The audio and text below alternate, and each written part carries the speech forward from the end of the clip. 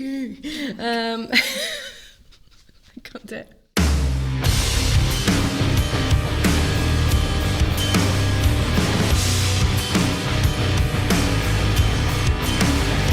I am the bringer of groove and loud drums, commonly known as drummer.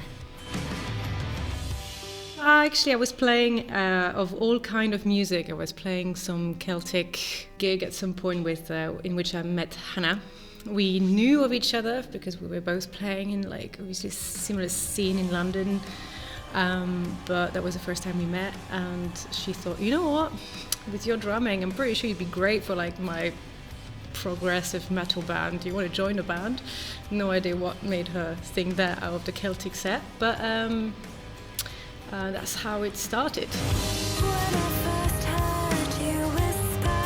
What I was mostly excited about recording for this album was the first time I was recording my minor cymbals. So that was the first time I could experiment with a lot drier sound and China as well. And that, funnily enough, we didn't have it for the very first songs we recorded. We definitely added it in the last songs we recorded. And very loud cymbals. That was the first time I recorded such loud cymbals. Then snare-wise, we recorded Black Beauty, mostly throughout, obviously. Mostly brass sounds for the snare. And then obviously my Ludwig classic maple. This last album, I was in the same country, but I was not in the same city. I'm always the one that is kind of the outsider of the band. So they just send me a project with a rough form, and then I usually am the first one to lay the drums for the rhythm, and then I send it back to them. They send it back and forth. Sometimes Mish would come over and we would write together and jam a few ideas, but then it would never be something quite defined at that stage. So it's always actually, thanks to internet, it's one of those things that it's mostly all remote. HEX is quite a unique project because it's got so many different influences within one album, and that is mostly due to the fact that we all come from completely different backgrounds, and we agree on some things, but sometimes it would just be the vocal of this genre, or sometimes it would be the rhythm of this genre, and never quite a full picture of something. So we don't want to sound like another band because there's no other band that we all necessarily love and want to be exactly as. So I think that's what makes it so special, and it's not something I usually write. I usually write a lot more major key stuff. But I really love and embrace the progginess and darkness of it, and actually quite like the light and dark mix within one single song. So yeah. I've got two.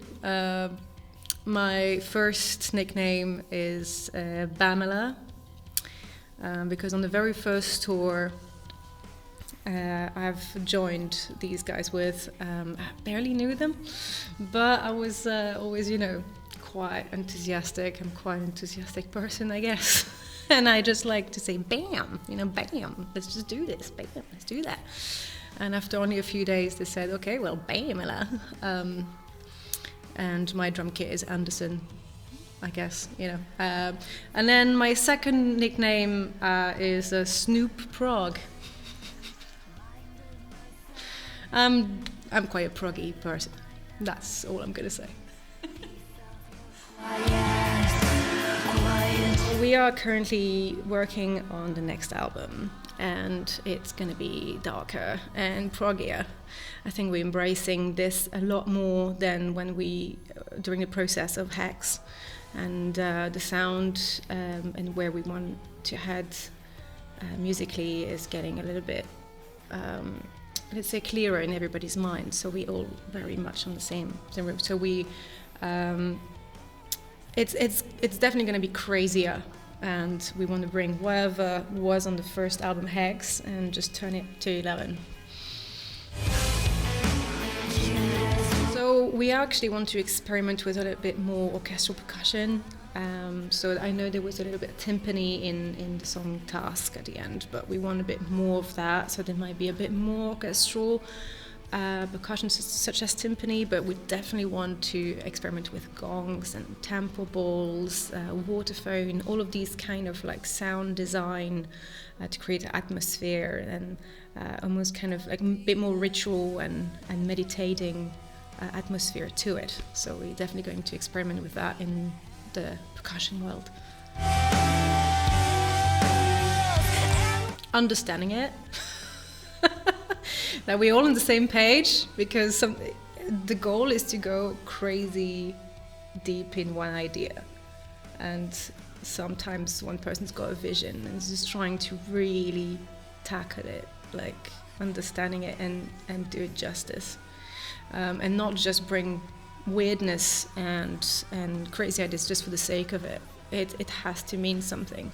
So in popular music, I don't think we have this challenge, because you don't necessarily have the space always to do that.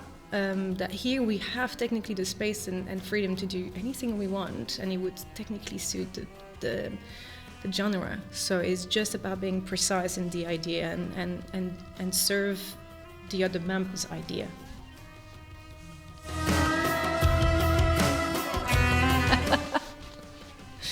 Well, a lot of it is with Toto, to be fair. Yeah, I had to mention it. I like dark, progressive music, but I also love major key, groovy stuff, you know, like Snarky Puppy and Toto, mostly, and other bands like that, which I don't think it's very loved by the rest of the band. But so the way I cope is with Toto Token. So on tour, they usually, when I do something naughty, they give me a token and I can play a Toto song in the van, and that makes me very happy. And my goal is that very, very slowly, little by little, they start to like it. They just don't know it yet. But that's a virus that's coming. That's happening. It's gonna happen.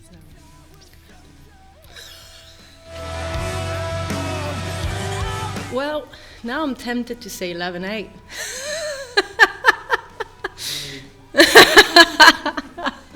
I wouldn't say I've got a favorite one, but I like ideas in 5 and I love ideas in 7. But after a while, when you experiment with time signatures, you start seeing them not quite as like 11 or 15, but just groups of 2 and 3 that just kind of work together. So you can divide any time signature in groups just of 2 and 3. So from that point on, I think anyone that mixes both is great for rhythmical ideas. In HEX, I'd say actually the song HEX that plays in 5. Everything is in 5, but I mean technically it's metric modulation, so technically it's 4/4, and that's why I like it. It's more like hidden things. The reason why I think that I read the review that said that it goes so smoothly between one time signature to another in that song, and I'm like, well, yeah, because it's technically the same. It's just like it's a rhythmical illusion. And I get really geeky with that. I'm very excited more about this than one specific time signature. It's more about how you bring it to light and how you bring it into the song. Keep exactly what we're doing, and just like we wrote HEX not because we wanted to please anyone, and I think that's what I really, really enjoyed.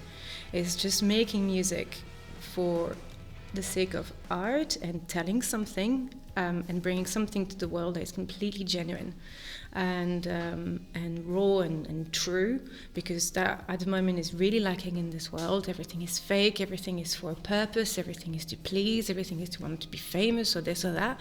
And I think what I like about this is that actually it goes kind of against all of that, but we're still going somewhere and we're still speaking to a certain audience. So it's reaching that audience that still values the authenticity and genuinity of this music, and obviously reach them all and meet them and play big shows and all of these things, but with still this mindset in it.